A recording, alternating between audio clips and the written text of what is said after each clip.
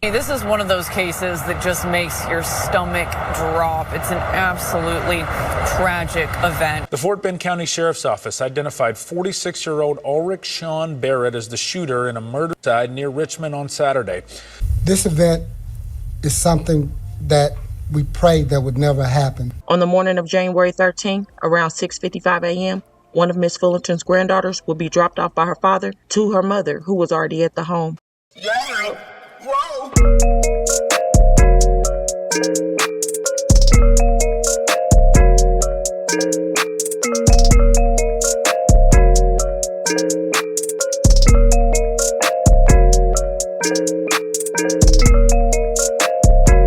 Todd-Town family, what's the biz? Y'all already know what it is, man. Sending them positive vibes and energy to my Todd-Town family. Y'all know how I rock. If you haven't already, please hit that like, share, subscribe, and notification button so you can stay up to date with the latest and greatest content you don't want to miss. Tune in. Anywho, without further ado, welcome to Todd-Town. Hey, this is one of those cases that just makes your stomach drop. It's an absolutely tragic event. The Fort Bend County Sheriff's Office identified 46-year-old Ulrich Sean Barrett as the shooter in a murder site near Richmond on Saturday. This event is something that we prayed that would never happen. This event is something that we pray that we could prevent. But something like this sometimes is non-preventable. The family members had no idea what was going to happen. Through the investigation, we found out that the suspect was returning home to return a child from visitation. When he met his ex-wife at the home, our investigation showed that he wanted to get reunited, and when she refused, that's when the shooting supposedly took place.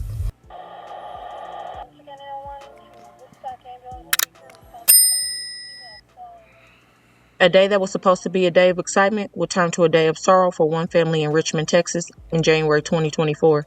The Fullerton family was preparing that weekend to throw a baby shower for one of their loved ones. The head of the family, 66-year-old Hortense Fullerton, is the mother of 5 adult children, and her youngest daughter was expecting a baby. Miss Fullerton said she was so excited to have a full house that weekend, with 3 of her middle children being in the home and some of her grandchildren staying over. On the morning of January 13th, around 6:55 a.m., one of Miss Fullerton's granddaughters would be dropped off by her father to her mother, who was already at the home. As Miss Fullerton opened the front door for the grandbaby, her father would also ask to come in as well. She would allow him in, and what happened next changed the dynamics of the family forever. 46-year-old Casey Fullerton, 44-year-old Francia Fullerton, and 43-year-old Omar Fullerton are 3 of Miss Fullerton's children who were attending the baby shower for their younger sister Chantel that day. Their family is originally from Jamaica, and by all accounts, they seem very close-knit. Francia, a mother of 4, was at the home of her mother, Miss Fullerton, that morning when her daughter was dropped off by her estranged husband, 46-year-old Aldrich Barrett, who is also from Jamaica. The two had been together for well over a decade, and Aldrich was a hard worker who wanted to provide for his family. Francia worked from home and was a crafter who made custom sublimation tumblers, and Aldrich even built her own workshop in the back of their home. Though they had been together long, they were a blended family from the beginning, and they shared kids together as well. At some point, the couple would become estranged from each other, and according to official records, the pair had the police called on them in January 2023. It was said that the call was related to a disturbance call for a verbal argument between Francia and Aldrich at their home.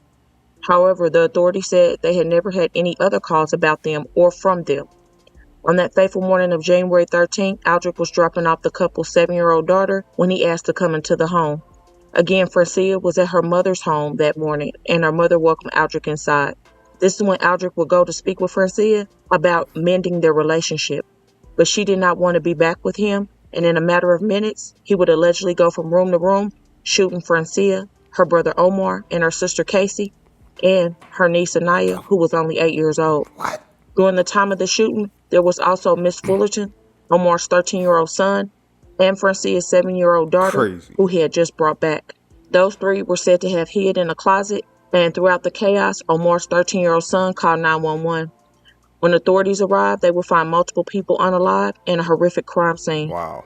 The news report gave an account of the tragic day and stated a Texas man whose estranged wife refused to get back together shot and unalived 4 members of his extended family, including his 8-year-old niece, before he turned the weapon on himself. Aldrich Barrett, 46 years old, would open fire inside of Coward. his mother-in-law's home in Richmond, Texas at about 7 a.m. Saturday after returning his youngest child from a visit. The Fort Bend County Sheriff said in a news conference Wednesday, January 17th, the suspect wanted to come into the home and the grandmother allowed him to come into the home. However, the woman had no idea about his intent once inside.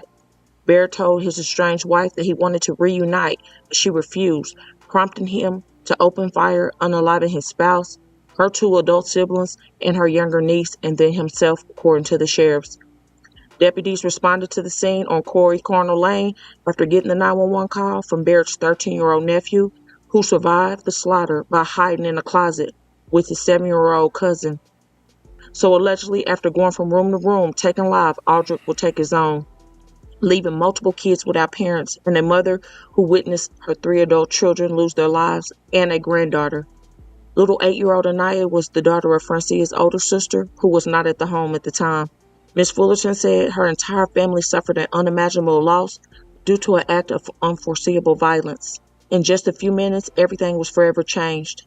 She would go on to say, by the grace of God, her 13-year-old grandson and 7-year-old granddaughter escaped the home that morning. Through her GoFundMe campaign, Ms. Fullerton said, "We are all in mourning. I lost 3 of my 5 children and my grandbaby. My eldest daughter lost her youngest daughter, Anaya. My grandson, who also survived that day, lost his beloved father, Omar. Francia's surviving 4 children lost their beloved mother, and the list just goes on. There are no words to describe the pain. As the grandmother, I will now take primary custody of Francia's 4 children and will be providing care, love, shelter, emotional, educational support with my eldest daughter by my side. My eldest daughter and I will be responsible for arranging all funeral services. For their entire family, and especially my grandkids who witnessed the tragedy, we will also be seeking lifelong counseling.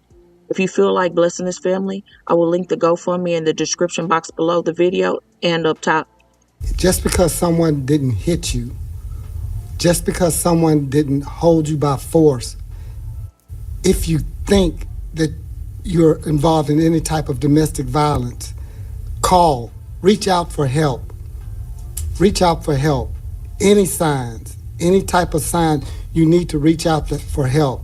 The sooner you reach out for help may help prevent something like this from happening.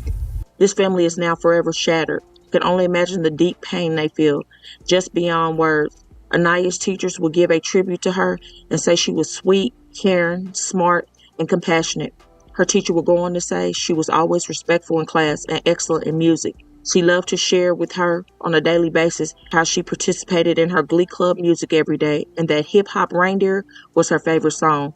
Every time her teacher would compliment her, she showed her teacher a cute smirk, the expression, and say, "I just slayed that. That baby should still be here. She did not deserve what happened to her. Neither did her aunties and uncle." No further information has been released as for right now, as far as the type of gun that was used and so forth, but according to authorities, it's still an ongoing investigation. My heart is heavy for this family, and my condolences goes out to the many people's lives that are affected by this senseless act of violence. So please don't forget to comment your thoughts on this situation, and don't forget to pray for this family in this most difficult time. Also, please don't forget, hit that like button and share to keep your people aware. And as always, remember to stay woke. Things change quickly. First off, my deepest condolences to the families and the victims that was a part of the tragedy. You know, this remind me of a First 48 story. I think it happened in Detroit, if I'm not mistaken. I want to say Detroit. Quote me if I'm wrong. But it was a First 48 episode where a guy pretty much slaughtered the whole family.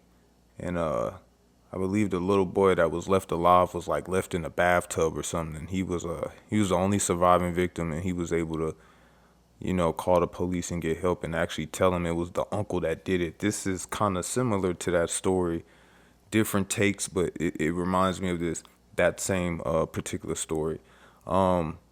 Unfortunate. It makes you question beliefs, man. I tell you, you tender. tender, bro.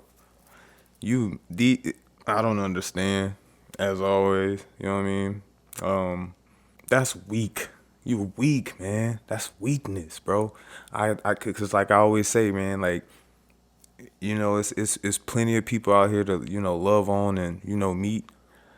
I don't understand how somebody can get so, you know, confined to just one person and just feel like that's the only person that they need in life, to the point where you see no way out but to end all, you know, between all parties. That's crazy to me. That's weakness, man. That's weak. That's some weak souls taking out a whole family. Unfortunate RP to everybody involved. Man. RP, man. I don't even know what to say. I'm at a loss for words, man, because, you know what I mean? Like, I'm just thinking about the grandmother and the, you know, the daughter that's left to deal with all that. Can you imagine the hurt and man. Better days, man. Unfortunate. Anywho, man, I want to appreciate everybody for tuning in. Another one, Todd-Town. I want to appreciate all the love and the support out there. I see everybody rocking. I do. If you haven't already, please hit that like, share, subscribe, and notification button so you can stay up to date with the latest and greatest content. And as always, until next time, I'm checking out. Peace. Yeah. Whoa.